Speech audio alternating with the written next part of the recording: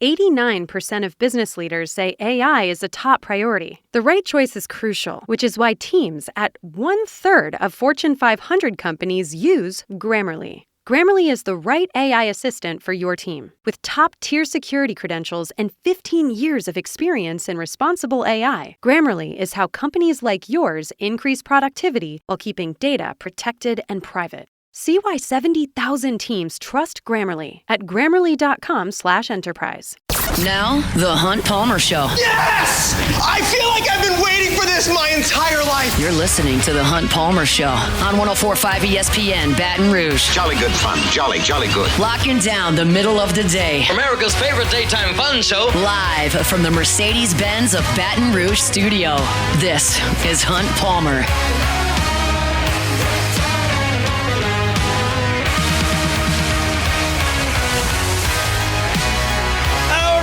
Wednesday edition of the Hunt Palmer Show. Officially half the work week in the rear view mirror, working towards the weekend, and fired up. You're spending time with us here on 104.5 ESPN Baton Rouge. Want to hear about first base on this LSU baseball team in 2025? I will do that coming up in the next segment. JD PicKell, host of the Hard Count with On 3, talk some college football with us 30 minutes from right now. Speaking of On 3, gang over at the Bengal Tiger does a bang-up job with all things LSU sports and recruiting. Matthew Brune, part of the team over there, and he's with us every Wednesday talking hoops. Joins us now from Jim's Firearms Hotline. Matthew, how are you? Hey, Hunt. Doing great. Getting ready for this game tonight. Yeah, we talked in early December in this segment, and you said you thought Auburn was the best team in the country. Why? Yeah, I think top to bottom, they're deep. Janiah Brune is the best player in the country with him and Cooper Flagg. Defensively, they're still elite, and then offensively, they just have so many guards. Miles Kelly, Tahad Pettiford, go down the list of players that they could throw at you, and Chad Baker-Mazara on the wing. Just an incredibly talented team that I've been impressed with really since, the opening week, the second week of the season, especially the Maui Invitational win. Yeah, they were really good in Maui. They beat Iowa State, beat North Carolina, beat Memphis. Iowa State's third in the country right now. Memphis is 19th in the country. North Carolina not currently ranked, but still always a solid win when you can beat them. They also beat Purdue in Birmingham, beat Houston in Houston, and only loss is to Duke up in Cameron indoor to this point. I wonder why you think that Auburn has had some close calls in SEC play. A 3-point win against South Carolina, 2-point win against Georgia, 5-point win at Texas. Those are not the cream of the SEC crop, but Auburn has had its struggles, and obviously Brune being out for a stint had something to do with that. But still, they played some tight ones. Yeah, definitely. Like you said, Brune being out for, I think he only missed a few games, really a couple weeks, but that contributed to it. Ultimately, winning on the road in the SEC, we know is very difficult as well. So I think there are some lapses. It's not a perfect team. I don't think they overwhelm teams with their three-point shooting, so they're not high-volume three-point shooting team, but the way that they're able to bully teams on the inside usually wears them out. Chaney Johnson and some other guys that they can throw at you in the paint. That's what makes them really tough to guard to me. And it lends itself to some teams, I guess, getting hot from three and keep staying in the game. But ultimately, they've been kind of just too much in the end. What did LSU do well on Saturday in Tuscaloosa? I think they defended really well. I give Matt McMahon and them a lot of credit. I think they were extremely prepared. I think from top to bottom, we saw this team stay disciplined, guard the three-point line really well. And even though they really struggle offensively, as we know, they were able to hang with an Alabama team that last year put up 109 on them twice. So you take that into account, and to hold them to 80 points, I think defensively speaks to where they're at as an identity and just the preparation of Matt McMahon in this program, doing whatever they can to stay competitive and give themselves a chance. You think it was just as simple as Matt McMahon lighting a fire under Corey Chess? It's kind of what he said, but it was just ridiculous how many rebounds he was able to pull down, especially in the first half. I think that can contribute to it, but ultimately Corey was kind of in and out of the rotation for a bit. They tried to go a little bit more offense heavy with some lineups in previous games. They rolled out different four guard lineups, but I think Corey Chess is just so valuable that once he gets comfortable, then it's really hard to keep him off the glass. And he's so aggressive. I've just been impressed with him really the entire season. So especially now that he's gotten on the court, I'm floored by his defense, his energy, and he is the type of guy that you would like to have. If he's surrounded by scoring, he's surrounded by more offensive players, that would be great. But ultimately, his role is still very, very important.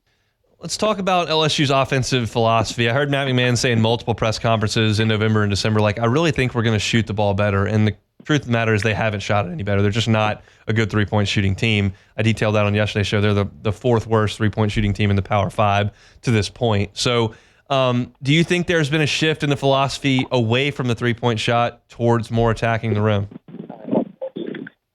I think it's hard because they've taken so many.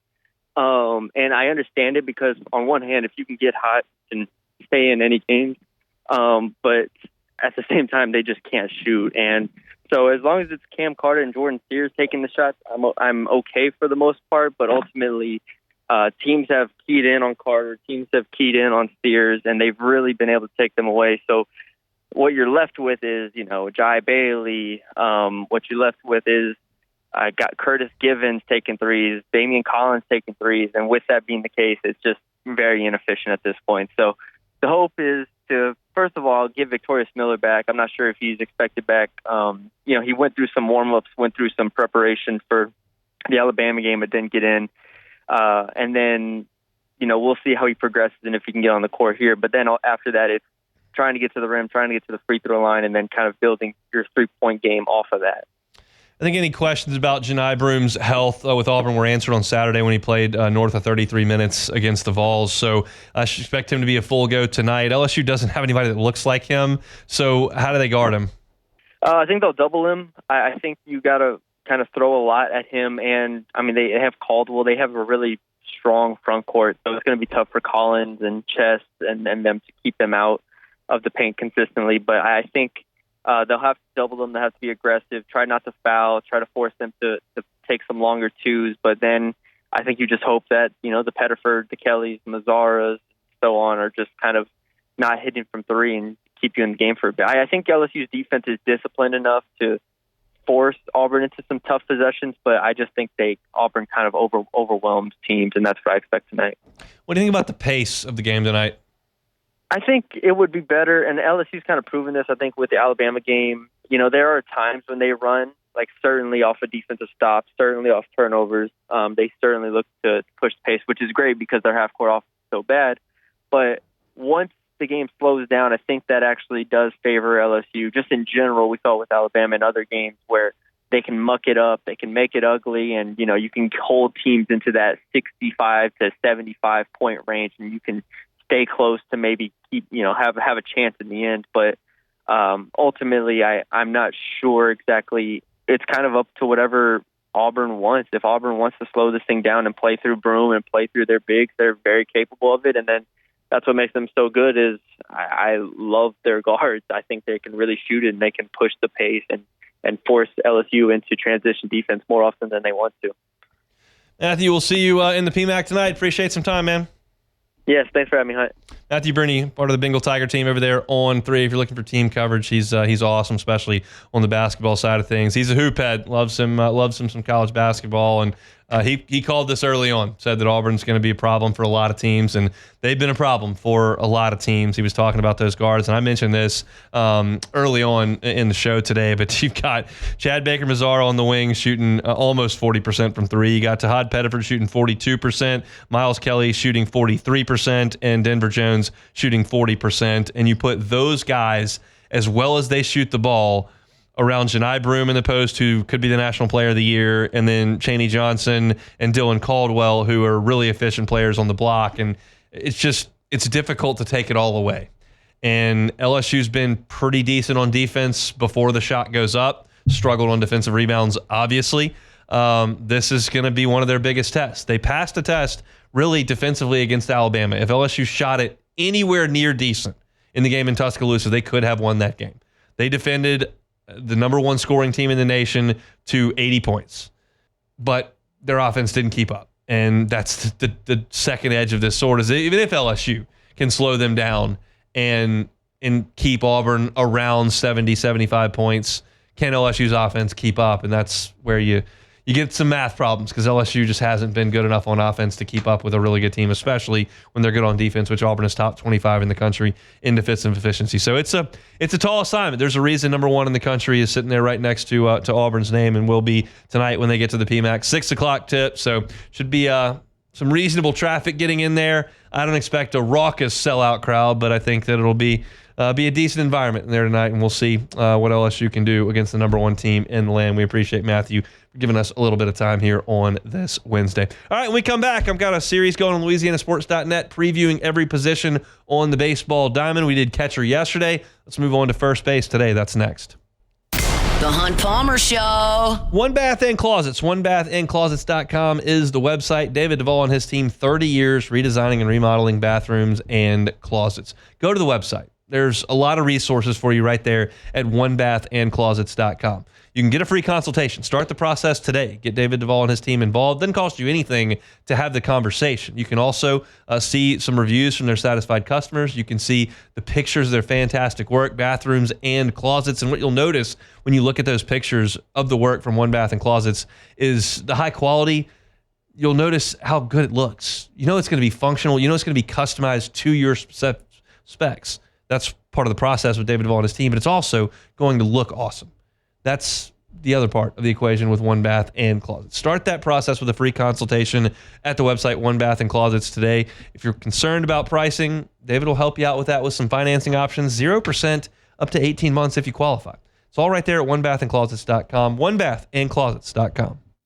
This is the Hunt Palmer Show on 104.5 ESPN, Baton Rouge.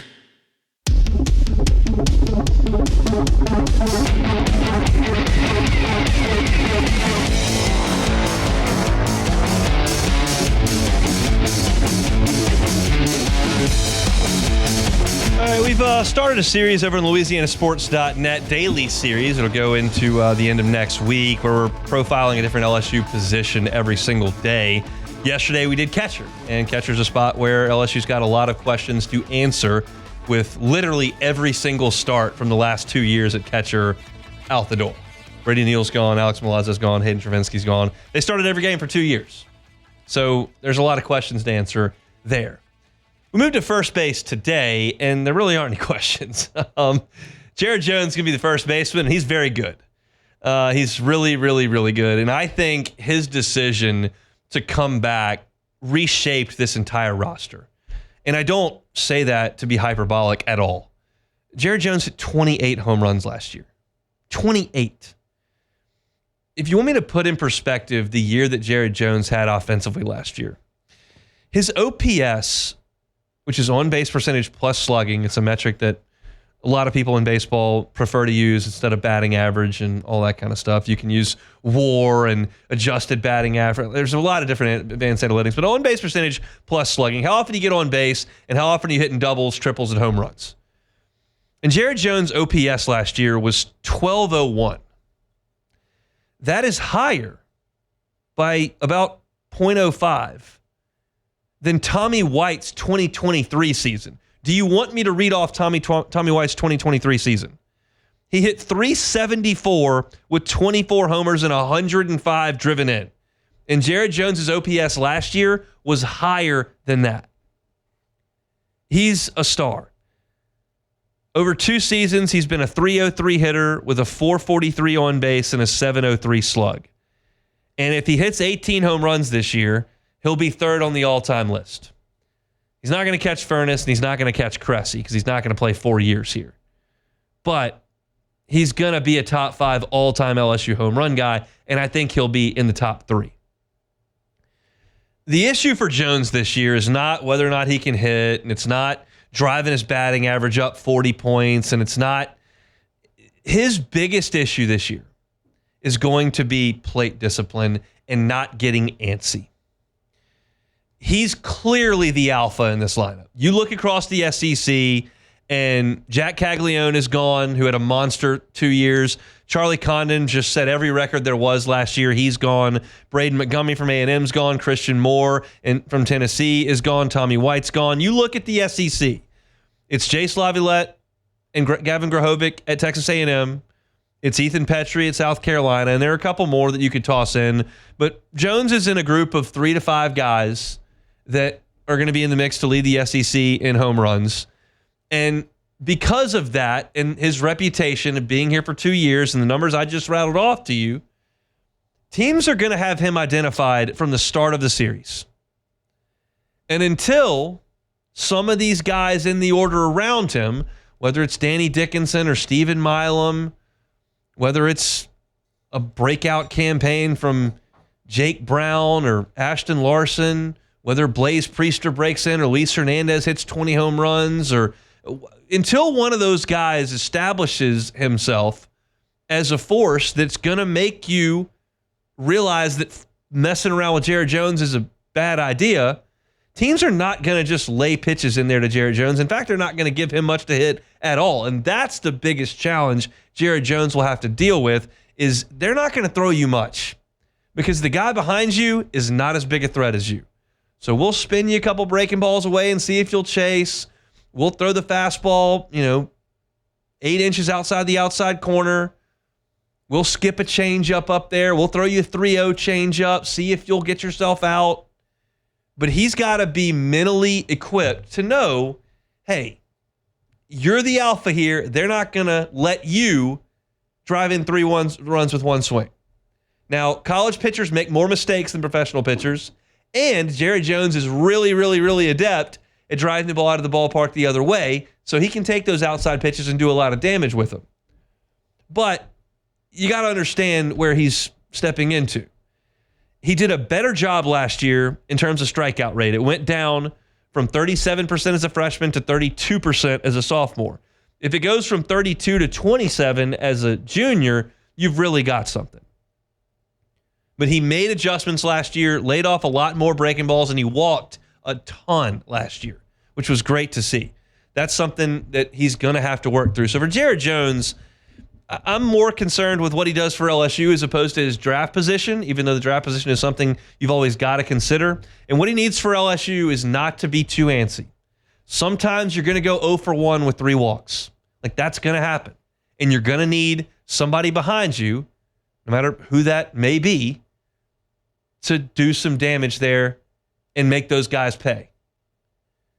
So that's the issue for Jared Jones. Now, Jones is going to be the first baseman. He's not moving to third. He's not moving to the outfield. He's not going to DH. He's an average defender who did a good job last year. Had a rough day Sunday. I profiled that on Monday. Not a big deal. It's early in winter baseball.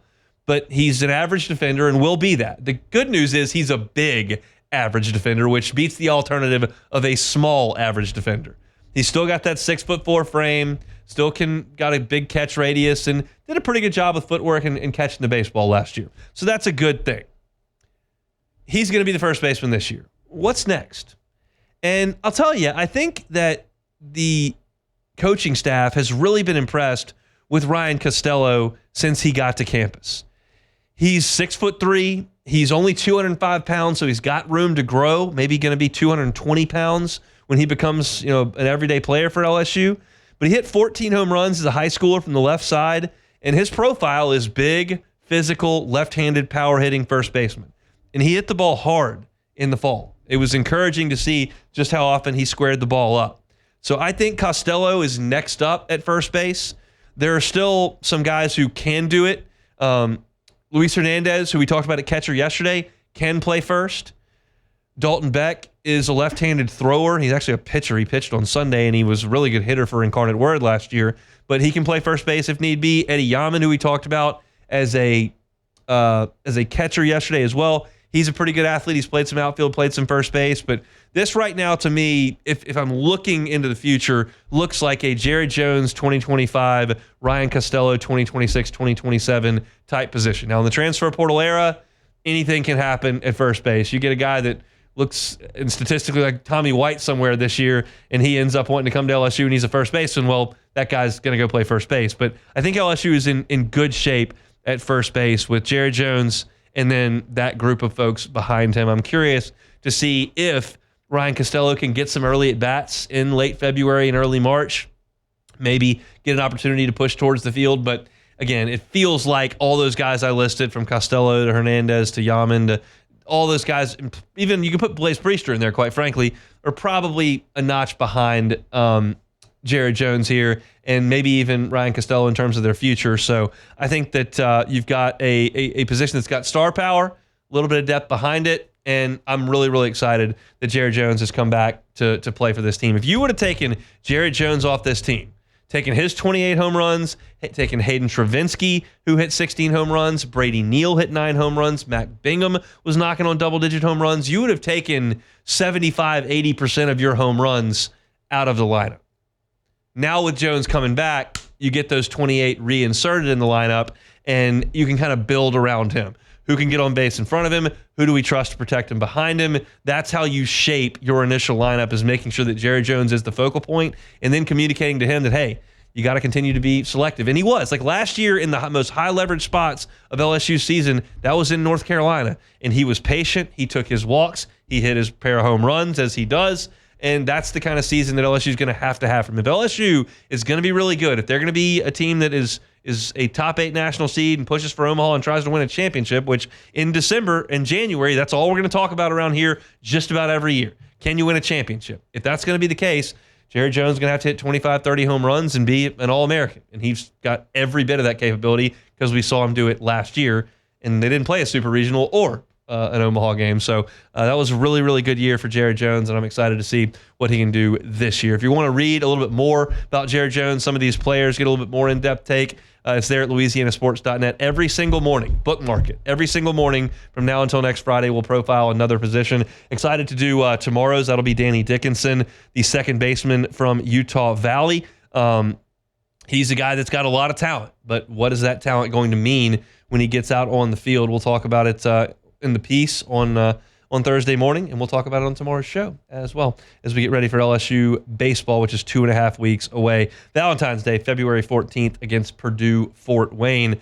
Hopefully, we'll be out there to cover that one. We'll see how things shake out over the next 2.5 weeks. All right, let's step aside. When we come back, J.D. PicKell, host of the Hard Count on 3 Sports, putting a bow on college football race for the season in 2024 into 2025. That's all next. The Hunt Palmer Show. Audio Video Security Solutions, avssla.com is that website. Whether you're trying to get a TV mounted, you're trying to get surround sound installed, you want to deal with your security system with your cameras and your burglar alarm, all that can be handled in one place. It's Audio Video Security Solutions, especially if you're building a home or considering building a home in the near future and you're somewhere near our listening area. Call Mitchell Fisher. I'm going to give you a cell phone number in a minute. He is awesome at going in there before the work is done and building that home and getting everything wired up so that when it's done, you don't have to go back in and drill holes in the ceiling and make everything work. They can just do it within the process of building a home. Makes life a lot easier. And then it's all ready when it's time to move in. Mitchell Fisher and his team at Audio Video Security Solutions love handling jobs like that. So give him a call. This is his cell phone number. The beauty of dealing with a local company. 225-439-7920. Again, 225-439-7920. You can also find them online at avssla.com. It's Audio Video Security Solutions. avssla.com. This is the Hunt Palmer Show on 104.5 ESPN, Baton Rouge.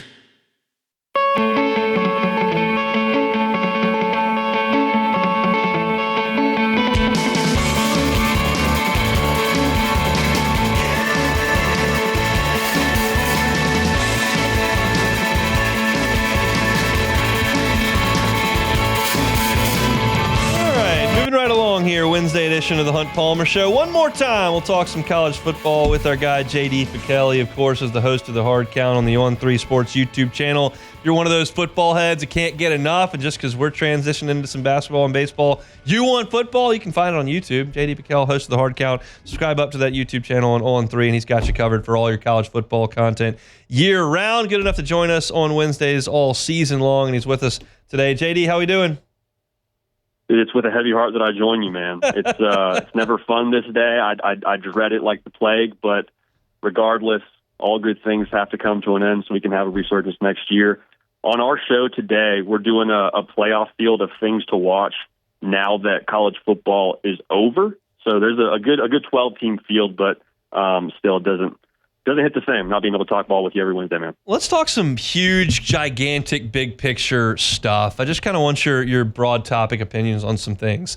How do we feel about Georgia having taken a bit of a step back over the last couple of years? Are you buying that? Do you think that they may be coming back to the pack in this era or this transfer portal NIL era? Do you think that they're still going to be a dominant program that could win 3 of the next 4? I don't think I buy them winning 3 of the next 4 necessarily, but I definitely don't buy the idea that Georgia is fading into the abyss. What I think you've seen is a lot of other teams put some real deal dollars and cents together to go put great rosters together, and they also recruited at a high level and they have experience. And so they kind of have this perfect storm where they put this run together and then go make some magic, win a national title. For Michigan last year, bringing key guys back, and Ohio State this year. But I will say this, Kirby Smart having 2 years where he doesn't win the national title and they underachieve makes me a lot more nervous if I'm in the SEC or anyone else in college football, because now he's got real deal ammunition. Like, he's telling a bunch of guys that are going to be first round picks, hey, I think you're going 7-5. Nobody actually thinks that, but now he can actually tell them, hey, you haven't done anything here. You guys weren't here for that national title run. You got to earn it. And so hungry Kirby, hungry Georgia is dangerous to me. So I'm buying Georgia to win 1 in the next probably, I would say 3 to 4 years, but 3 out of the next 4 would be massively impressive. I don't know we'll see anybody do that here in this 12-team era. Yeah, when we looked at Georgia and they won 2 in a row and then they went undefeated the next year. So it's like it's something that wasn't that far out of the picture as of I guess 13 months ago at this time. So we'll see. Would they have? Oh, sorry. Go ahead. No, go ahead.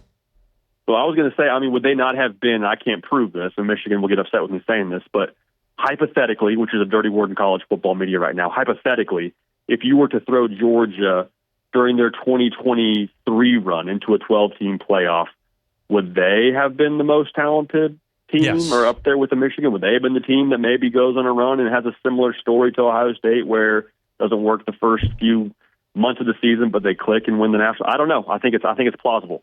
I think Michigan trying to line up and run it right at Georgia would have been a bit of an issue. So I think it would have been fascinating to see. But look, they were close. They just didn't get over the hump against Alabama. Obviously, we know how that went. Who you buying stock in for the next 3 football seasons in college football? Ole Miss or Penn State?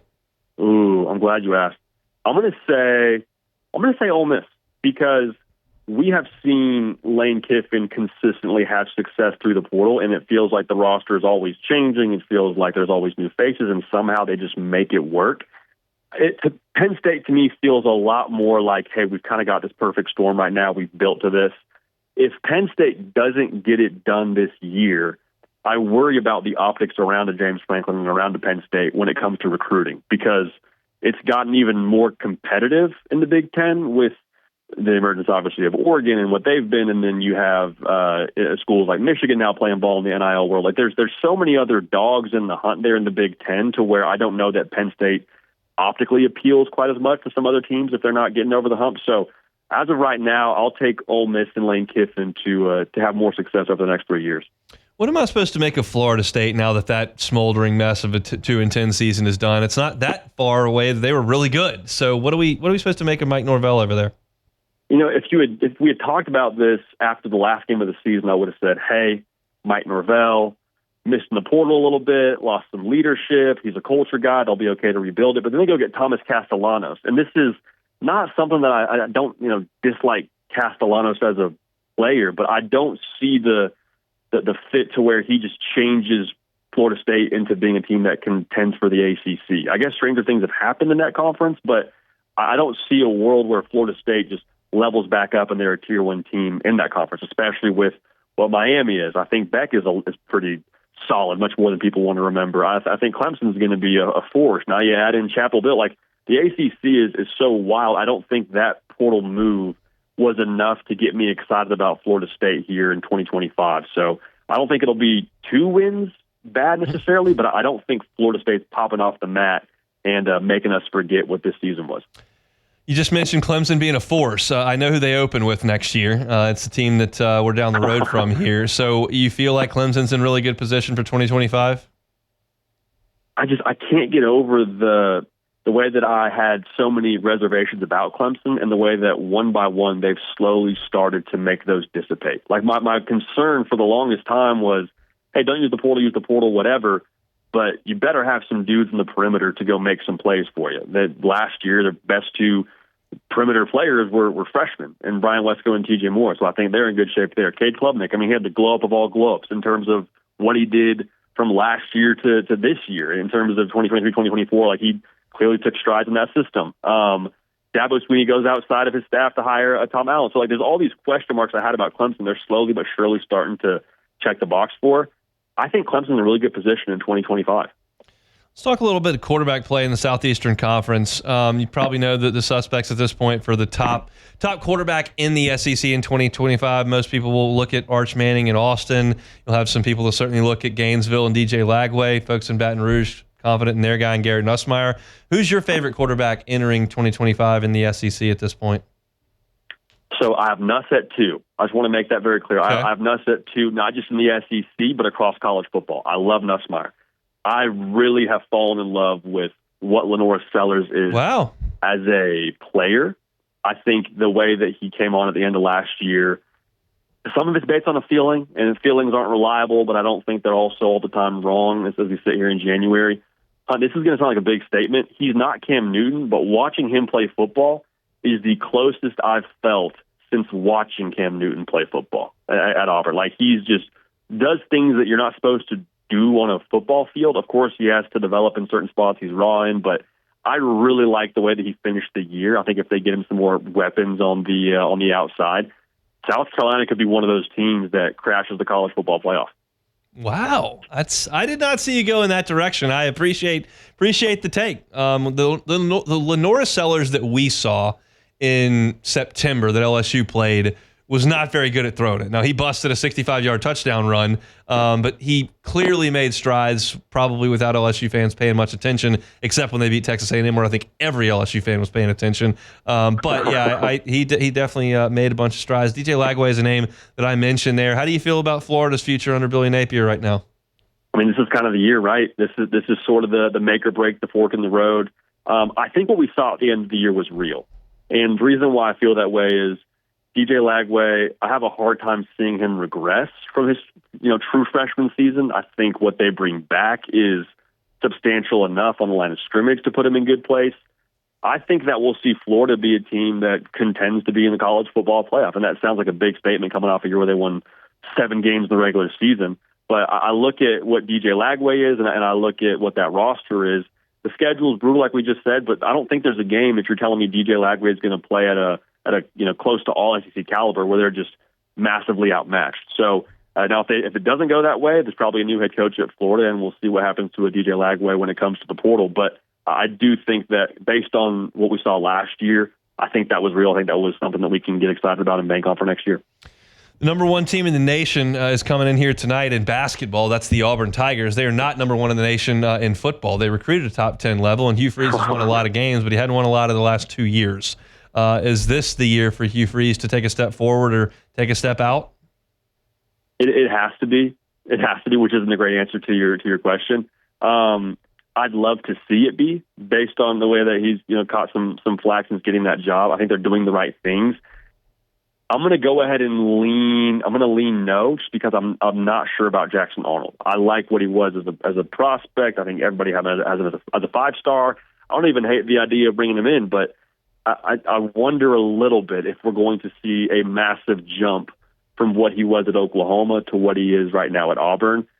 Oklahoma was a bad situation, and again, I get the whole deal with taking a portal guy in him in Jackson Arnold, but I saw too much at Oklahoma that makes me nervous about what he's going to be going forward. So I'll go ahead and say Auburn's a bowl team. Maybe they win 7-8 games, but I don't think it's a thing where Auburn fans have their appetite met for what 2025 is supposed to look like. Whenever I hear about Hugh Freeze and quarterbacks, my mind immediately just goes to Bo Wallace, who had about 0 physical gifts, and they won a ton of games. And I think, well, if he can win with Bo Wallace, he can win with just about anybody. But maybe it's a different era. Maybe you do need to be a little bit better than that. And Hugh Freeze hadn't found the magic touch yet with Peyton Thorne, obviously.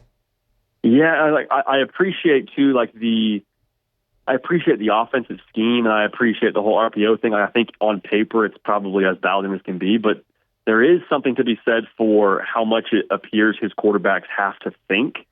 And I'm not saying that Peyton Thorne wasn't able to handle the offense, but that was a guy that had been around Hugh Freeze, whether it was explicitly his offense or not, for 2 years, and we didn't see this like massive stride forward. So I like Auburn as a roster. I like Jackson Arnold as a player. I don't know if I see it all fitting super well together in the most difficult conference in America. So I'm not cold on Auburn necessarily. I'm giving you a pretty like bland take here on Auburn, Hunt, but I like them to again be a bowl team, but I don't see a world where they light the world on fire with a Jackson Arnold. They don't all have to be sizzling takes, Sometimes you got to play it level-headed, and that means the ones that you put some up behind, like telling me Lenora Sellers is the closest thing to Cam Newton. That one rings a little bit more hot whenever I understand where you're coming from on Auburn. So last one here. Appreciate a little bit of time. Where are we with Brian Kelly and LSU? What's the national buzz on Brian Kelly and LSU? I always talk about our little purple and gold bubble that we live in down here. I like to get out of it sometimes. What are they saying outside of the bubble about 2025 with BK? That's a really good question as to what they're saying outside of the bubble. I wish I had a better pulse for it. Like, to me, my worry about Brian Kelly is the last 2 years, it feels like the roster hasn't been able to elevate past the talent level. And what I mean by that is, last year, from what I could gather, like 8-4 is not a terrible year by a lot of people's standards. I know it's not good enough in Baton Rouge, but I don't know that the roster talent was like on defense with what you're replacing and losing Harold Perkins and then some new coordinators on both sides. Like, there's a lot of ingredients to be 8-4, and that was fine. But I feel like with great head coaches, with what's been advertised about Brian Kelly, has been like, no, this is the guy that elevates you to 10 wins when you got 8 wins on the roster. This is the guy that gets more out of what your team is. And so that paired with the lackluster defense, to say the least, when you had a generational offense with 3 first-round picks, I'm left wanting more from Brian Kelly in 2025. So I don't think anyone's selling stock, but I do think it's starting to get like a little bit uncomfortable as to what I thought the experience would look like compared to what it is right now. JD, we appreciate it. Let everybody know where they can find college football content during the quote-unquote off season. Well, I appreciate you having me on and letting me just subject listeners to this every single Wednesday, brother. It's been a blast. But if you want to tune into what we got going on, the On3 YouTube channel, you type in The Hard Count with JD PicKell on podcast platforms, you'll find us.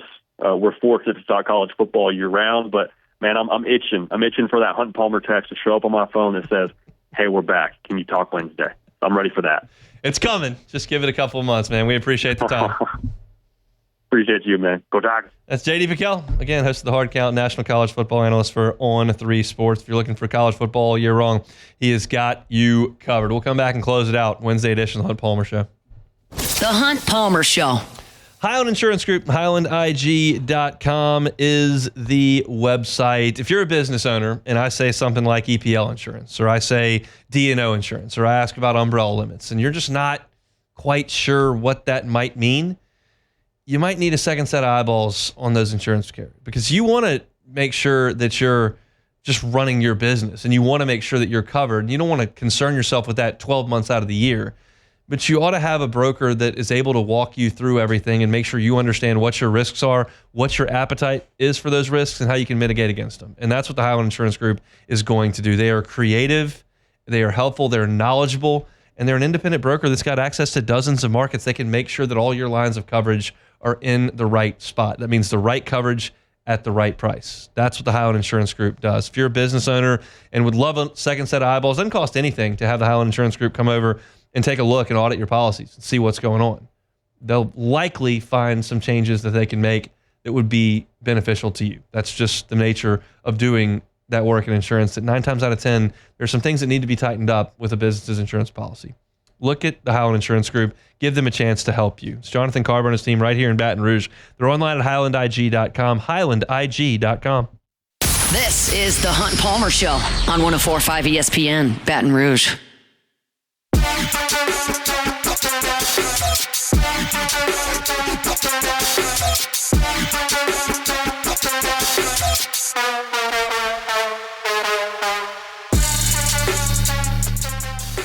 OTB, AFR, and the Hunt Palmer Show. Yes, we are going to be hitting the road to spend the week on Radio Row, walking you up to Super Bowl 59 in New Orleans. Our coverage is presented locally by LeBear's Casino Hotel, Baton Rouge. Listen on 104.5 ESPN Baton Rouge starting next Monday, and watch on the 104.5 ESPN YouTube channel. And 104.5 ESPN Baton Rouge and Citizens Bank and Trust would like to help you cover your car payments. It's a $5,000 grand prize with a bonus chance to win free car washes from Benny's Car Wash for 6 months. We're also letting you earn extra entries by subscribing to our LouisianaSports.net daily newsletter, which, of course, Mr. Hunt Palmer is very involved in. To sign up, visit 1045ESPN.com. I am involved in LouisianaSports.net. I'll be in the PMAC tonight on behalf of LouisianaSports.net, yes, writing a little post-game story on LSU and Auburn this evening. You mentioned that we're going to the Super Bowl. Yep. I'm excited for next week. We're broadcasting on Radio Row from the Convention Center down there in New Orleans Monday through Friday. Should be a ton of fun. Question to you. Okay. Would you rather come right into work as you do every day, sit right in that chair and produce like you will next week? Or would you rather drive to and from New Orleans and be in the middle of all the hustle and bustle in the Convention Center next week if you had your preference? You don't, obviously. You're going to be sitting right there. But which would you rather do? Well, it depends on what all I'm going to be able to actually do in New Orleans. Are we getting like what are we getting from this So you experience? would produce your show and you would have the opportunity in the afternoons to go to dinner or something and drive back home. Experience the hubbub of the Super Bowl as opposed to sitting right here. I would probably like to do it for a couple of days, but if I had to choose between the whole week and not, I would probably say not. I'll tell you, like, my experience. Now, I have not been to SEC Media Days since 2013, so it's been 12 years. But my experience was like Monday afternoon, things were humming. Yeah. Even like Tuesday evening, like all of a sudden Thursday morning comes around. You're like, all right, folks, what are we doing here? That's kind of how that. It's kind of like spring break back in the day of college. Like you really come out of the gates firing, and then all of a sudden you turn around. Bachelor parties when you get older, it's like day 3, and you're like, what are we doing here? It's like that's kind of what I imagine it may feel like come next Friday. It's very possible. Again, I think there's a chance for the Super Bowl because you're building towards an event like SEC Media Days. Everybody's just going home. Yeah, I'm going to leave 2 days before the Super Bowl even gets played. So like theoretically, there are more people kind of coming in at that point. Maybe more fans that show up. I don't know. I'm excited to see it. I've never been a part of anything like it because it's usually not right down the road. So we'll see how it all shakes out next week. I guess we got to play Take It or Leave It. Yes. Take it or leave it. Take it or leave it. Today's hottest stories in sports, news, and sometimes even Hunt's life. The question is, will he take them or leave them? Just take it. Alrighty, first one here. How about this, Hunt? The PGA Tour are trialing rangefinders to be available for use in a tournament play in an effort to speed up the pace of play. I'm not really sure why they think this would be the way to do it. How about just like actually enforce the rule of slow play, and when you actually warn somebody about it, that something happens to them? But rangefinders and the PGA Tour, take it or leave it. I will take it. I'll take it. They need to do that. I don't think that's going to help you with clearing greens on par 5s and all that kind of stuff. And I don't know if it's going to help you with guys lining up putts for 4 hours, or guys that routines take about 30 seconds for every shot. Patrick Cantley, we're talking to you. Yes. Xander Schauffele, we're talking to you. I love watching those 2 guys play in New Orleans every single year. They're really good, and I love watching it, but it takes for freaking ever. Anything to speed them up. I don't think that getting a distance is a huge skill. Just give everybody They walk off every single hole anyway. It's not like it matters. Go rangefinder it and get on with it. Yeah, I agree with you. I actually... I was talking to a couple of my buddies because we watched the TGL the other night, and the 40-second shot clock.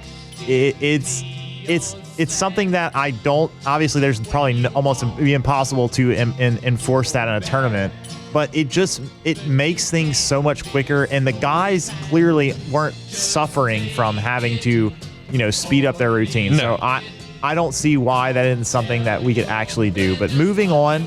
Bill Belichick, as heard us on SportsCenter at the top of the hour, had a recent interview, and they were talking about the Lombardi Trophy, and he said, quote, maybe they should name it the Brady Trophy. He won 7 of them. The Tom Brady Trophy. Take it or leave it. We're going to leave that. We'll stick with Lombardi. We're good with that until somebody digs up something about Vince Lombardi at some point, and you got to do something different. Which will probably happen. Happens a lot. Everybody's got something, apparently. Yeah, I think Brady just won a lot of them. We'll leave the trophy right where it was. Yeah, I could see if they Is the MVP trophy named after somebody? Probably. I guess it is, but if it wasn't, I would say you could give him the MVP trophy. Maybe he's won a few of those. But all right, last one here. Reggie Miller reportedly going to be NBC. The Pete Rozelle Trophy, of course. Okay, yeah, of course. Reggie Miller reportedly going to be the NBC's top color commentator when they start calling NBA games again next season. Miller will be joined by Mike Tirico and Noah Eagle, who will be handling the play-by-play. That trio of guys calling NBA games. Take it or leave it. I'll take it. I think Reggie does a good job during March Madness. Obviously, Noah Eagle, Ian Eagle's son, does a good job as well. Yep. So, yeah, I'm on board with all that. That sounds good to me. All right, that's it. I'm headed to the PMAC this evening. We'll see if LSU can shock the world, beat number 1 Auburn. I'll be writing about it at LouisianaSports.net. You can read it there.